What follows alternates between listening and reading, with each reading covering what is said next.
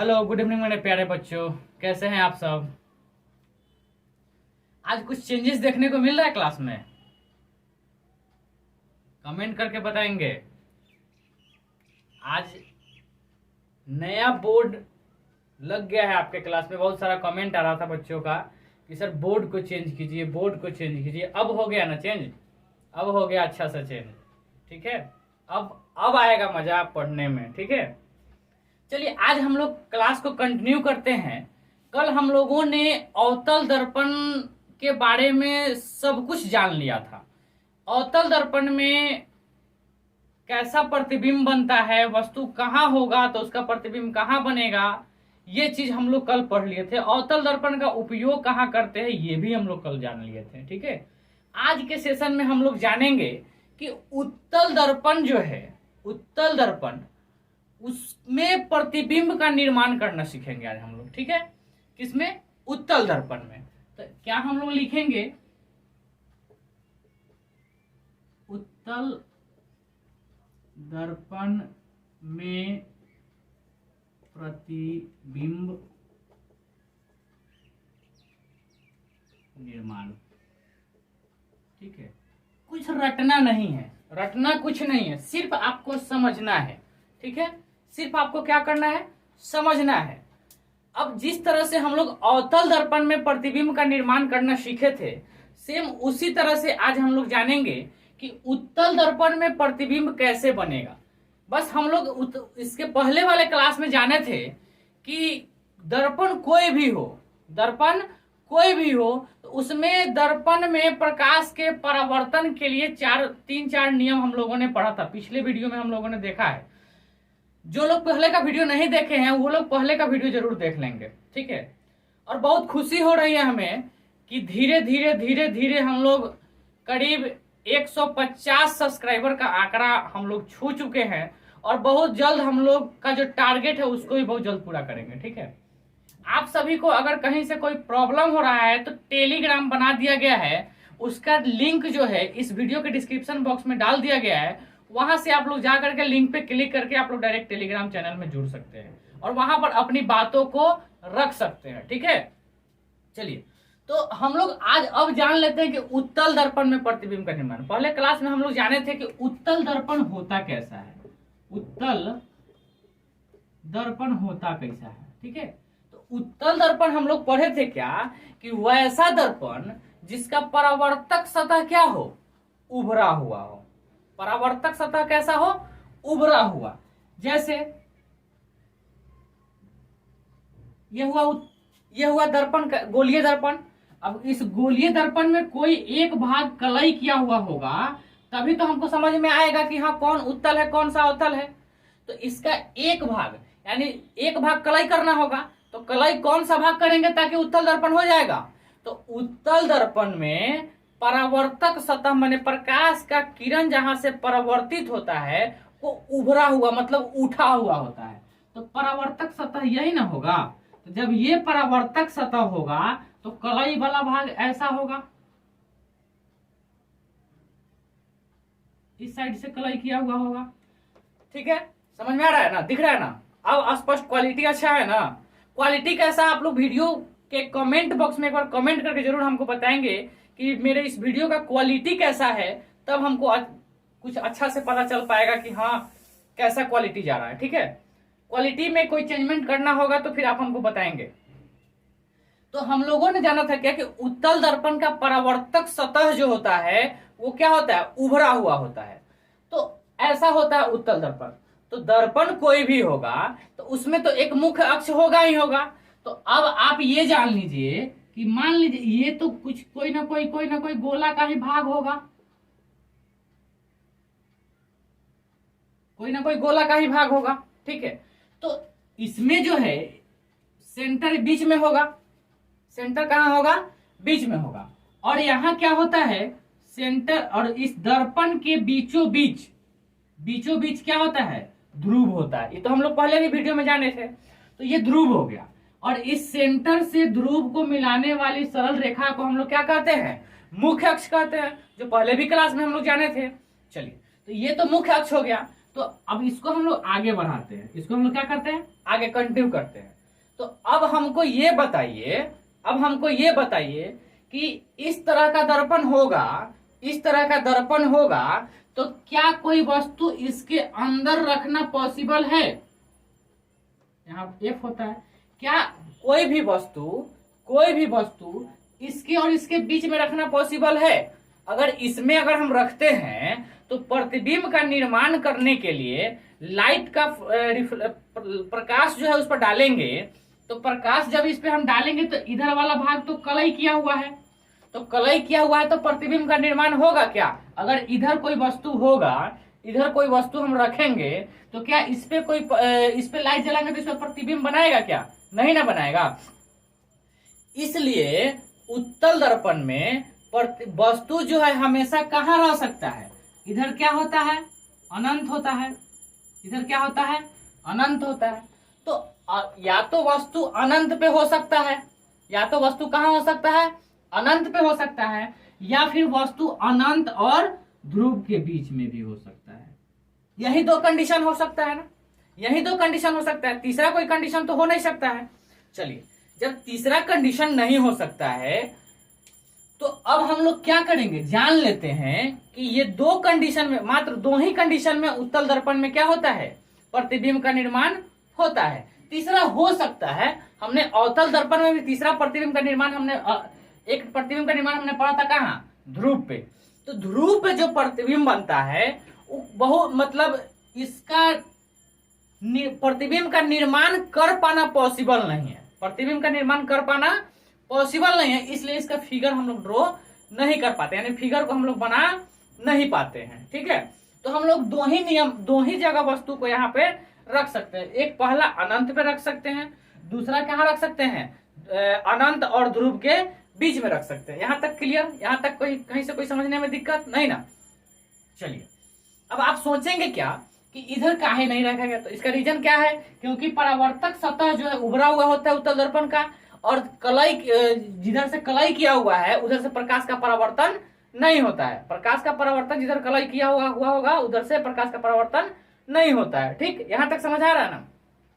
तो उत्तल दर्पण में दो ही कंडीशन हो सकता है, एक तो वस्तु अनंत पे हो सकता है, या तो अनंत और ध्रुव के बीच में हो सकता है। तो अब हम लोग जान लेते हैं कि वस्तु कहाँ होगा। वस्तु अगर अनंत पर होगा तो क्या होगा, वस्तु क्या होगा, अनंत पे होगा तो क्या होगा। तो हम लोगों ने पढ़ा था कि अगर कोई प्रकाश की किरण, अगर कोई प्रकाश की किरण कहीं से भी आए, कहीं से भी आए, ठीक है, वो कहां से जाके गुजरेगा, अगर अनंत से आता है, अनंत से आता है तो कहां, टकराने के बाद कहां, मुख्य अक्ष के समानांतर लौट जाता है, मुख्य अक्ष के समानांतर लौट जाता है ना। तो जब अगर प्रकाश की किरण कहां, अनंत से आता है, मान लो कि यहां से आता है, यहां ये अनंत हो गया, यहां से प्रकाश की किरण आ रहा है, यहां से प्रकाश का किरण क्या हो रहा है, आ रहा है। तो आने के बाद ये क्या, अनंत से आती हुई प्रकाश की किरणें दर्पण से टकराने के बाद वह मुख्य अक्ष के समानांतर लौट जाता है। मुख्य अक्ष यही ना है जी, तो मुख्य अक्ष के समानांतर ये किरण लौट जाएगा, कोई दिक्कत नहीं ना। अच्छा, मान लो कि दूसरा कंडीशन में कि अगर कोई प्रकाश, यहाँ अनंत है, यहां से अगर कोई प्रकाश की किरण आ रहा है,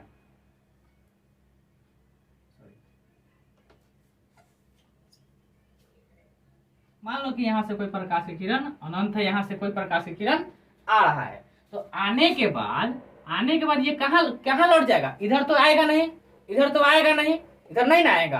तो इधर जब नहीं, क्यों, क्योंकि इसका परावर्तक सतह कलई किया हुआ, इधर सॉरी इधर का भाग कलई किया हुआ है, तो यहाँ नहीं आएगा, तो ये कहां से लौट जाएगा, मुख्य अक्ष के समानांतर लौट जाएगा। मुख्य अक्ष के समानांतर क्या होगा, लौट भी जाएगा। ठीक है, लौट जाता है। लेकिन अब हम लोग इसमें क्या होता है, अब तो ये कहीं मिला नहीं, ये कहीं मिला नहीं ना, तो ये वास्तविक प्रतिबिंब बनाएगा क्या, वास्तविक नहीं ना बनाएगा। ये जब भी बनाएगा तो काल्पनिक प्रतिबिंब बनाएगा। तो अब हम कल्पना कर सकते हैं कि, अब हम क्या कर सकते हैं, कल्पना कर सकते हैं कि ये अगर इधर नहीं जाकर ये दर्पण के अगर अंदर गया होता, दर्पण के अगर अंदर गया होता तो प्रतिबिंब कहां बनता, फोकस पे, फोकस पे बनता। अगर ये अंदर आया होता तो ये कहां आता, फोकस पे आता। समझ में आ रहा है ना। तो इसमें क्या होगा, इसका प्रकृति क्या होगा, इसका प्रकृति क्या होगा, अवास्तविक होगा कि आभासी होगा, वास्तविक होगा या काल्पनिक होगा। देखिए काल्पनिक प्रतिबिंब का ही दूसरा नाम है आभासी। काल्पनिक का ही, काल्पनिक को ही हम लोग कहते हैं आभासी। इसमें कंफ्यूजन नहीं रखिएगा आप लोग। काल्पनिक प्रतिबिंब को ही हम लोग आभासी प्रतिबिंब भी कहते हैं। मतलब क्या होता है काल्पनिक, हम पिछले वीडियो में बता चुके हैं आपको काल्पनिक क्या होता है, काल्पनिक प्रतिबिंब क्या है। तो प्रकाश की किरण जहां मिलता हुआ प्रतीत होता है, वास्तव में मिलता नहीं है लेकिन मिलता हुआ प्रतीत होता है, उसको हम लोग कहते हैं क्या, काल्पनिक प्रतिबिंब। यहाँ एक्चुअल में मिल नहीं रहा है लेकिन मिलता हुआ, इमेजिन कर रहे हैं, सोच रहे हैं अपने आप को कि अगर यहाँ, अगर मिला तो नहीं लेकिन अगर मिलता तो कहाँ मिलता, तो मिलता तो कहाँ मिलता, फोकस पे मिलता। तो फोकस पे जब मिलता तो क्या आपको दिख रहा है कि वस्तु यहां पर बन रहा है, तो वस्तु का साइज आपको दिख रहा है, वस्तु का साइज दिख रहा है नहीं ना, मतलब बहुत छोटा बन रहा है प्रतिबिंब। इधर कितना भी बड़ा रहा हो उस, ये हमको दिख तो नहीं रहा है कितना बड़ा है, लेकिन अगर कितना भी बड़ा रहा होगा तो ये क्या बनेगा, छोटा बन रहा है, इसको हम देख नहीं पा रहे हैं, छोटा बन रहा है। तो इस स्थिति में क्या होगा, यानी उत्तल दर्पण में, उत्तल दर्पण में प्रतिबिंब कैसा बनेगा, काल्पनिक बनेगा। उत्तल दर्पण में प्रतिबिंब हमेशा कैसा बनेगा, काल्पनिक बनेगा। और जब भी बनेगा तो वस्तु से छोटा या बहुत छोटा बनेगा। वस्तु से कैसा बनेगा, वस्तु से छोटा बनेगा, वस्तु से छोटा बनेगा। ठीक, यहां तक समझ में आ गया। तो उत्तल दर्पण हमेशा दो ही कंडीशन में प्रतिबिंब का निर्माण होगा।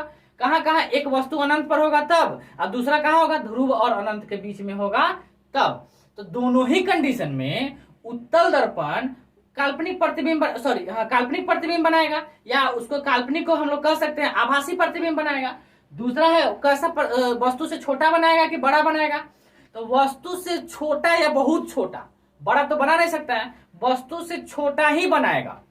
और हम लोग अवतल दर्पण में क्या पढ़े थे कि वस्तु से बड़ा भी बनाता था, छोटा भी बनाता था। अधिकांश जगह पे बड़ा ही प्रतिबिंब का निर्माण करता था, कौन, अवतल दर्पण। ठीक है, लेकिन उत्तल हमेशा छोटा ही बनाता है। और इसमें एक और चीज क्या होता है कि ये हमेशा सीधा प्रतिबिंब बनाता है। ये क्या करता है, हमेशा सीधा प्रतिबिंब बनाता है। ठीक है, हमेशा कैसा प्रतिबिंब बनाता है, सीधा प्रतिबिंब बनाता है। यहाँ कोई दिक्कत नहीं ना। तो हाँ, अगर क्वेश्चन कहेगा कि किस दर्पण का प्रतिबिंब हमेशा काल्पनिक होता है या किस दर्पण का प्रतिबिंब हमेशा आभासी बनता है, तो क्या होगा आंसर में, उत्तल दर्पण के अवतल दर्पण, तो उत्तल दर्पण। ठीक है, क्यों अब देखिए जरा सा रीजन यहां जान लीजिए कि ये तो उत्तल दर्पण है, ये उत्तल दर्पण है ना, तो ये उत्तल दर्पण है तो इसका दृश्य क्षेत्र जो होता है ना, देखने का जो क्षेत्र होता है वो बड़ा होता है। जैसे क्या, अब ये तो यहां से भी प्रकाश आएगा, यहां से भी आएगा, यहां से भी आएगा, ऐसे भी आ सकता है। इसका दृष्टि क्षेत्र हो गया, ये इसका कैसा हो गया, दृष्टि क्षेत्र हो गया, बड़ा दृष्टि क्षेत्र हो गया। मतलब अगर कोई बड़ा चीज पीछे, इधर कोई बड़ा चीज है तो ये क्या करेगा, उस बड़ा चीज का प्रतिबिंब ये क्या करेगा, छोटा बना के दिखाएगा सब कुछ। लेकिन बड़ा वस्तु का प्रतिबिंब कैसा बनाएगा, ये छोटा बनाएगा। इसका दृष्टि क्षेत्र कैसा होता है, बड़ा होता है। ठीक, तो पहला कंडीशन में हम लोगों ने पढ़ा है क्या कि अगर वस्तु अनंत पर होगा तो उसका प्रतिबिंब कहां बनेगा, उत्तल दर्पण में, फोकस पे बनेगा। ठीक है, अच्छा अब दूसरा कंडीशन, पहला कंडीशन हम लोग पढ़े हैं, चलिए दूसरा कंडीशन हम लोग देख लेते हैं। इसको मिटा दे, इसको मिटाए, कहीं से कोई दिक्कत नहीं ना। चलिए क्वालिटी कैसा है, क्वालिटी हमको कमेंट करके जरूर बताएंगे एक बार। ठीक है, आप ही लोगों के लिए कर रहे हैं ये सब।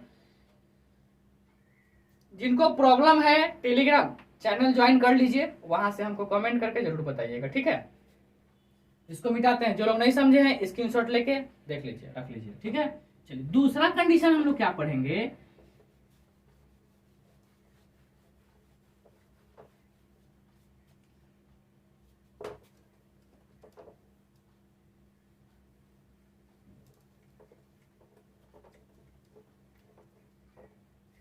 दूसरा कहाँ हो सकता है पॉसिबिलिटी? दूसरा हमने क्या बताया था कि दूसरा पॉसिबिलिटी हो सकता है कि ध्रुव और अनंत के बीच में होगा।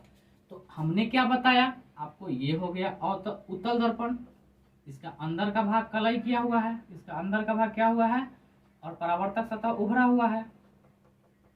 ठीक है, ये हो गया आपका मुख्य अक्ष, यहाँ हो गया सेंटर, यहाँ हो गया फोकस, यहाँ हो गया ध्रुव। ठीक है, अब ये हो गया आगे, तो इधर तो अनंत हो गया, अनंत हो गया, और मान लीजिए कि यहाँ पर क्या किया गया है, वस्तु को रखा गया है। ठीक है, तो अब ये अनंत, अनंत और क्या ध्रुव के बीच में है कोई वस्तु। ठीक, चलिए, जब ये अनंत और ध्रुव के बीच में है, तो अब यहां से अगर प्रकाश की किरणें यहां आती हैं, सीधा करते हैं इसको,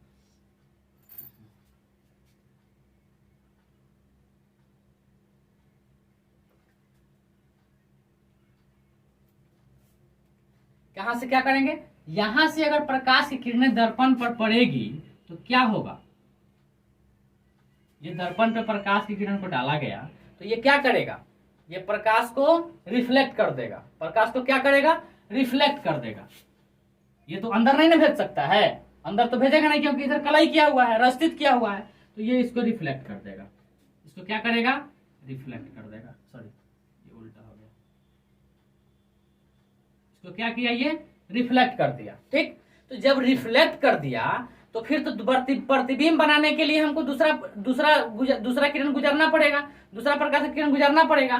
तो दूसरा प्रकाश का किरण हम कहाँ गुजारेंगे, दूसरा प्रकाश का किरण हम लोग इस वस्तु से कहा, इस वस्तु से फोकस होते हुए गुजारने का कोशिश करेंगे, फोकस से होते हुए गुजारने का कोशिश करेंगे। ठीक है,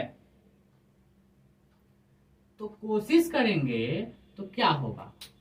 ठीक है, अब देखिए क्या यहाँ पर क्या पॉसिबिलिटी बन रहा है, सो देख लीजिए। पॉसिबिलिटी ये बन रहा है, हमने आपको पहले भी बताया था कि अगर वस्तु जो है जैसे जैसे वक्रता केंद्र, अवतल दर्पण में हम लोग पढ़े थे क्या, कि जैसे जैसे वस्तु वक्रता केंद्र और अनंत की ओर बढ़ता चला जाएगा, वैसे वैसे दूसरा जो है, दूसरा जो प्रकाश की किरण हमको गुजारना होगा तो कहां से गुजारते हैं, वक्रता केंद्र से गुजारते हैं। दूसरा कहां से गुजारते हैं, वक्र, जैसे जैसे वस्तु का दूरी बढ़ता जाएगा वैसे वैसे दूसरा प्रकाश किरण को भी हम लोग दूर से गुजारते जाएंगे। तो अब पहला तो हमने डायरेक्ट मुख्य अक्ष के समानांतर गुजार दिया दर्पण पे, दूसरा जो प्रकाश किरण को गुजारना है तो अब वस्तु तो अनंत और ध्रुव के बीच में है, अनंत और ध्रुव के, तो इधर फोकस वगैरह तो है नहीं, इधर फोकस तो है नहीं, तो दूसरा प्रतिबिंब हम किसके वक्रता केंद्र से होकर गुजारने की कोशिश करेंगे ना। तो यहाँ तो वक्रता केंद्र है, तो अब अगर इससे अगर हम गुजारने का कोशिश करते हैं, देखिए जरा सा ध्यान से, अब यहां से गुजर जाएगा, ये अंदर तो आ नहीं सकता है, अंदर तो आ नहीं सकता है ना,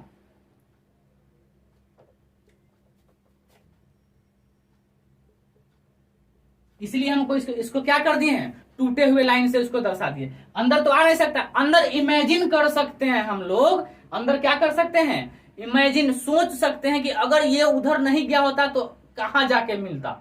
तो हम लोग इधर इमेजिन कर रहे हैं, सोच रहे हैं इधर कि है कहां जाके मिल सकता था, क्योंकि हमको प्रतिबिंब बनाने के लिए दो किरण गुजरना है, और दो किरण में हमने बताया कि जैसे जैसे वस्तु का दूरी बढ़ता जाता है वैसे वैसे दूसरा जो है प्रकाश किरण भी हम लोग क्या करते हैं, उसको गुजारने के लिए भी उसके भी डिस्टेंस को हम लोग बढ़ाते जाते हैं। ठीक है, तो यहाँ अनंत पे है, अनंत और ध्रुव के बीच में फोकस तो है ना इधर, तो यहाँ दूसरा हम लोग कहां से गुजारेंगे, वक्रता केंद्र से गुजारेंगे। तो वक्रता केंद्र से गुजारेंगे तो ये क्या करेगा, यहाँ गुजरेगा क्या, यहाँ गुजरेगा नहीं ना, ये फिर रिफ्लेक्ट हो जाएगा, ये फिर क्या हो जाएगा, रिफ्लेक्ट हो जाएगा, इसी पथ पर पुनः इधर आएगा और पुनः इधर चला भी जाएगा।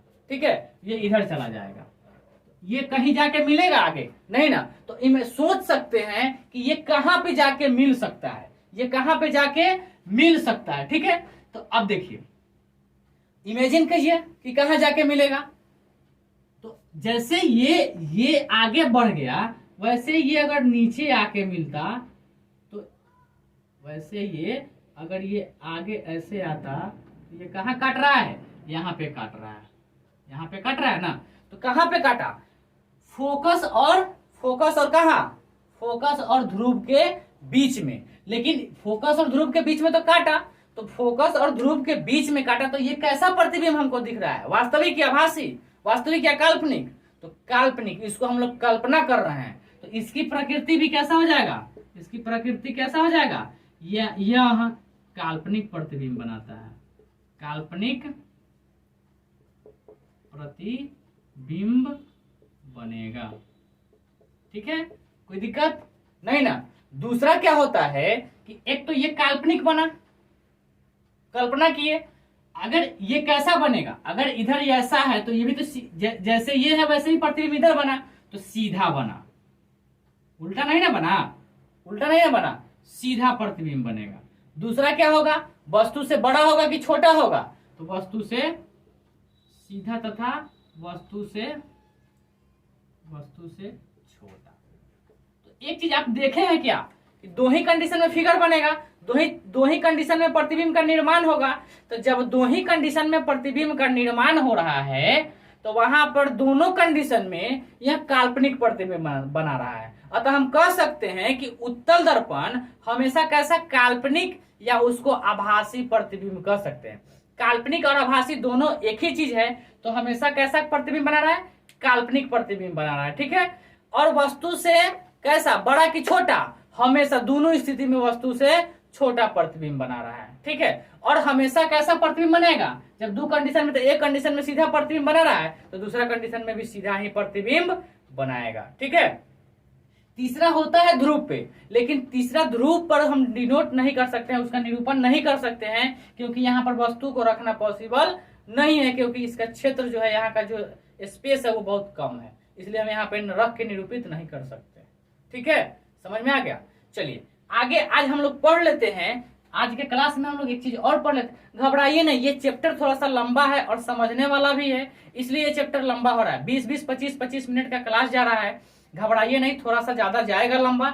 आगे का चैप्टर भी थोड़ा सा लंबा है, उसके बाद से आपको ज्यादा कुछ लंबा चैप्टर देखने को नहीं मिलेगा। ठीक है, बहुत जल्द कल से हो सकता है कि हम केमिस्ट्री या मैथ दोनों में से कोई एक सब्जेक्ट हम बहुत जल्द स्टार्ट करने वाले हैं, लेकिन वो कल से ही स्टार्ट होगा, आज से पॉसिबल नहीं है। आपको कल से देखने को एक और सब्जेक्ट का वीडियो मिल जाएगा। जो लोग चैनल को सब्सक्राइब नहीं किए हैं वो लोग चैनल को जरूर सब्सक्राइब कर ले। ठीक है, क्योंकि यही मेरे लिए आपका प्यार है, यही मेरे लिए, आपके लिए मेरा ये दुलार है। ठीक है, इसी के थ्रू हम समझ सकते हैं कि आप कितना पढ़ रहे हैं, आपको कितना समझ में आ रहा है। ठीक है, चलिए ये तो हो गया, हम लोग कैसा पढ़े, उत्तल दर्पण में प्रतिबिंब का निर्माण करना, दो ही कंडीशन में होगा।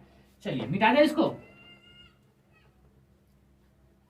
अब हम लोग जान लेते हैं कि उत्तल दर्पण का उपयोग कहां कहां करते हैं। क्या, उत्तल दर्पण का उपयोग क्या करेंगे हम लोग, उपयोग पढ़ेंगे किसका, उत्तल दर्पण का उपयोग, उत्तल दर्पण का उपयोग बहुत ध्यान से समझेंगे।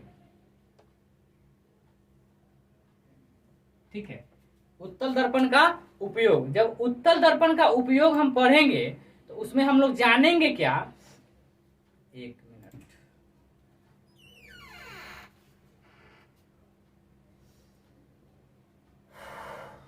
उत्तल दर्पण का कहां कहां उपयोग करते हैं। ठीक है, तो हम लोग जान लेते हैं कि सबसे पहले हम लोग क्या जाने हैं कि उत्तल दर्पण का जो दृष्टि क्षेत्र होता है वो बहुत बड़ा होता है। उत्तल दर्पण का क्या होता है, दृष्टि क्षेत्र जो होता है वो बहुत बड़ा होता है। ठीक है, तो जिस चीज हम अभी बताए भी हैं आपको कि इसका दृष्टि क्षेत्र बड़ा होता है, मतलब ये बहुत बड़े वस्तु का प्रतिबिंब क्या करता है, छोटा बनाता है। बहुत बड़ा प्रतिबिंब, बहुत बड़ा वस्तु अगर होगा तो उस वस्तु को वो छोटा करके क्या करेगा, दिखाएगा। तो जहां पर हमको किसी बड़े वस्तु को छोटा करके देखने का जरूरत होगा वहां पर हम लोग किस दर्पण का उपयोग करेंगे, उत्तल दर्पण का उपयोग करेंगे। ठीक है, तो पहला हम लोग देखते हैं कि उत्तल दर्पण का उपयोग कहां करते हैं। देखिए, जैसे हम लोग बाइक चलाते हैं तो हेडलाइट तो होता है, बैक लाइट भी होता है, बैक दर्पण भी होता है। तो हेडलाइट में जो होता है, हम लोग कल पढ़े थे कि हेडलाइट में अवतल दर्पण का उपयोग करते हैं। ठीक है, अच्छा आज हम लोग पढ़ेंगे कि जो पीछे का, जैसे हम आगे चला रहे हैं गाड़ी को, तो पीछे से कोई बड़ा गाड़ी आ रहा है तो वो किस साइड से आ रहा है, कैसे वो आगे निकलेगा, उसको देखने के लिए, पीछे के वस्तु को देखने के लिए भी हमारे बगल में एक शीशा लगा होता है, मिरर लगा होता है। ठीक है, तो पीछे बड़ा वस्तु होता है, उस बड़ा वस्तु को छोटा करके देखने के लिए हम लोग किसका प्रयोग करते हैं, उत्तल दर्पण का उपयोग करते हैं। ठीक है, मतलब क्या हुआ, गाड़ी में साइड मिरर के रूप में उस इस्तेमाल किया जाता है। इसका उपयोग कहां, गाड़ी के साइड मिरर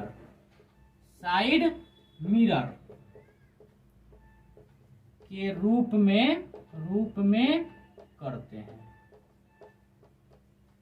ठीक है, अब समझ लीजिए गाड़ी के साइड मिरर के रूप में क्यों करते हैं। अब आप देखिएगा ना, किसी भी गाड़ी में, मोटरसाइकिल में नहीं समझ में आएगा ना, तो कोई बड़ा सा ट्रक में देखिएगा, उसमें आपको स्पष्ट रूप से समझ में आ जाएगा। वो जो ट्रक में जो पीछे का वस्तु देखने के लिए जो शीशा लगा होता है ना, तो वो शीशा का ऊपर जो परावर्तन होता है ना, वो बीच में उठा हुआ होता है। वो बीच में क्या होता है, उठा हुआ होता है। जैसे ऐसे होगा, ये वाला भाग इधर से, ये इधर ड्राइवर इधर होता है, तो इधर से वस्तु को इधर, यानी इसके पीछे वस्तु होगा तो इस पे देखा जा सकता है। ठीक है, तो अब देखिए, आप हमको ये बताइए कि ये इधर से भी इसका दृश्य क्षेत्र क्या हो गया, ये बड़ा हो गया, इसका दृश्य क्षेत्र बड़ा हो गया ना, तो ये सब इधर के जितना इसके रेंज में आ रहा है, उतना रेंज के वस्तु को क्या करेगा, ये कैप्चर करेगा। ठीक है, कैप्चर करेगा और इसको छोटा करके ये इसको दिखाएगा ड्राइवर को। ठीक है, इसको क्या करेगा, छोटा करके ड्राइवर को दिखाएगा। तो हम लोग इसका उपयोग कहां करते हैं, इसका उपयोग गाड़ी के साइड मिरर के रूप में करते हैं। क्यों करते हैं, क्योंकि इस दर्पण का, किस दर्पण का, उत्तल दर्पण का दृश्य क्षेत्र बड़ा होता है, जिसके कारण बड़े वस्तु का प्रतिबिंब वो छोटा करके दिखाता है। इस कारण से गाड़ी के साइड मिरर के रूप में हम लोग उत्तल दर्पण का उपयोग करते हैं। समझ में आ गया, कोई दिक्कत नहीं ना। चलिए दूसरा हम लोग देखते हैं, क्या, मिटा देते हैं, ये हो गया। ठीक, दूसरा जो है हम लोग देखते होंगे कभी कभी गलियों में या सड़कों पे जो स्ट्रीट लाइट लगा होता है। ठीक है ना, स्ट्रीट लाइटों में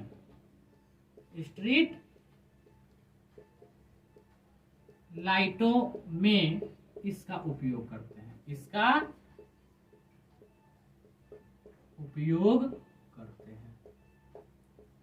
ठीक है। अब ये स्ट्रीट लाइट क्या होता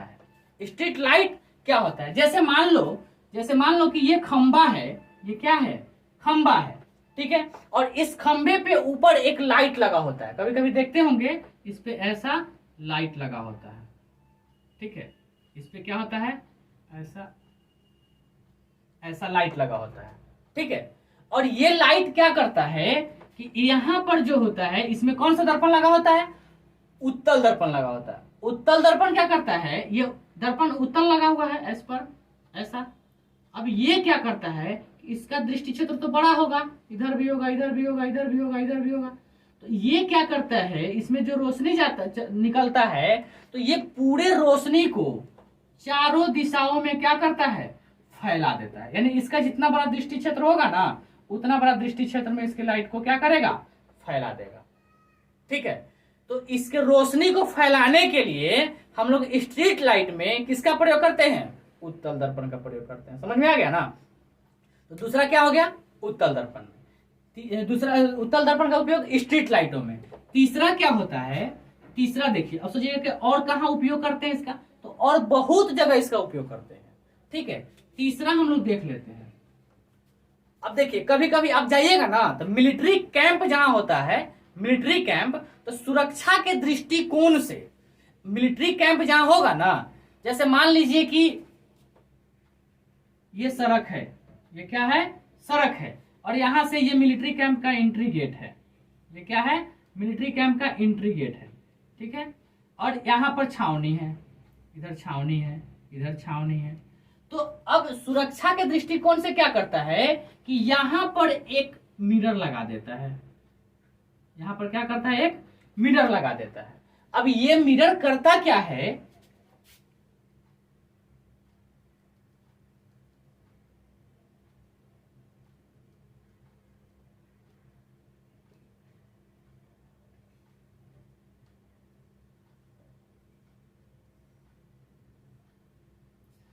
अब ये सड़क है, ये क्या है, सड़क। तो इस सड़क पर जितने लोग आते जाते हैं, तो इसका तो परावर्त दृश्य क्षेत्र बड़ा है, तो ये अपने दृश्य क्षेत्र से ये अपने दृश्य क्षेत्र के अंतर्गत जितने भी व्यक्ति आते हैं, जो लोग आते जाते हैं, उसको ये क्या करता है, इसमें इसका प्रतिबिंब बनता है। और ये प्रतिबिंब यहाँ बैठे हुए जो पुलिस अधिकारी होते हैं, वो यहाँ से बैठे बैठे उस पर देख सकते हैं कि कौन आ रहा है, कौन जा रहा है। ठीक है, तो सुरक्षा के दृष्टिकोण से क्या करते हैं,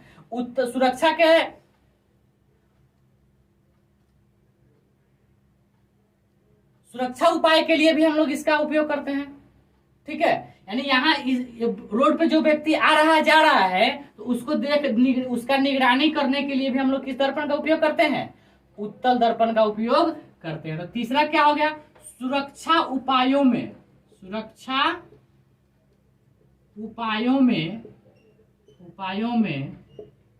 इसका उपयोग करते हैं।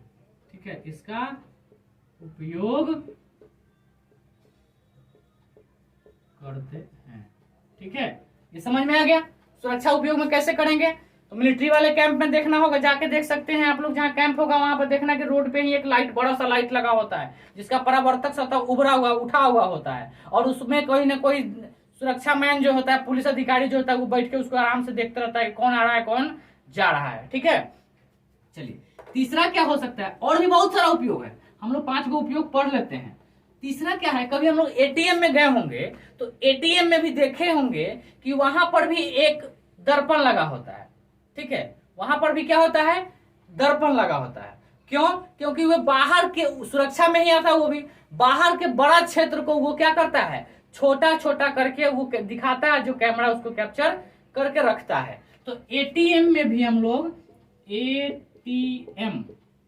एटीएम में इसका उपयोग करते हैं, इसका उपयोग करते हैं। ठीक है, मतलब आप समझ सकते हैं कि जहां भी हमको बड़ा चीज को छोटा करके देखना हो या दिखाना हो, वहां पर हम लोग किसका उपयोग करते हैं, उत्तल दर्पण का उपयोग करते हैं। ठीक है, चौथा भी, पांचवा भी हम पढ़ सकते हैं, अपने अपने घरों के कॉर्नर पर भी हम लोग उत्तल दर्पण का इस्तेमाल करते हैं। यानी जहां से आदमी निकलता जाता आता रहता है, वहां पर ऑफिस में भी हम लोग, ऑफिस के कॉर्नर पर भी उत्तल दर्पण का उपयोग किया जाता है, ताकि लोग मुड़ते वक्त उसको पता चल जाए कि हाँ कोई व्यक्ति आ तो नहीं रहा है, कोई व्यक्ति जा तो नहीं रहा है। ठीक है, तो ऑफिस के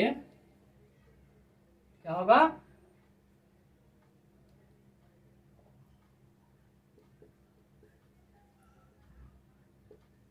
ऑफिस के कॉर्नर पर इसका उपयोग किया जाता है, ताकि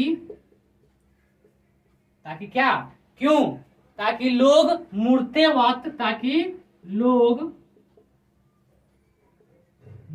वक्त आपस में न टकरा जाए।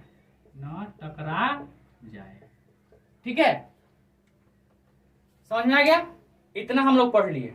ठीक है, चलिए यहां तक हम लोगों का आज का क्लास खत्म होता है, एंड होता है। कल के क्लास में हम लोग पढ़ेंगे चिन्ह परिपाटी और आवर्धन। ठीक है, 2 चीज हम लोग कल खत्म करेंगे। नेक्स्ट क्लास में हम लोग दर्पण सूत्र को पढ़ेंगे और दर्पण सूत्र को प्रूव करेंगे। ठीक है, पहले वाले एक क्लास में हम लोग ने F बराबर R/2 F और R में संबंध पढ़ाए थे। ठीक है, वो बहुत इंपॉर्टेंट क्लास है, उसको आप लोग जरूर देख लीजिएगा, समझ लीजिएगा, जहां नहीं समझ में आएगा कमेंट जरूर कीजिएगा। ठीक है, बस 2 से 3 क्लास में आपका ये चैप्टर खत्म हो जाएगा।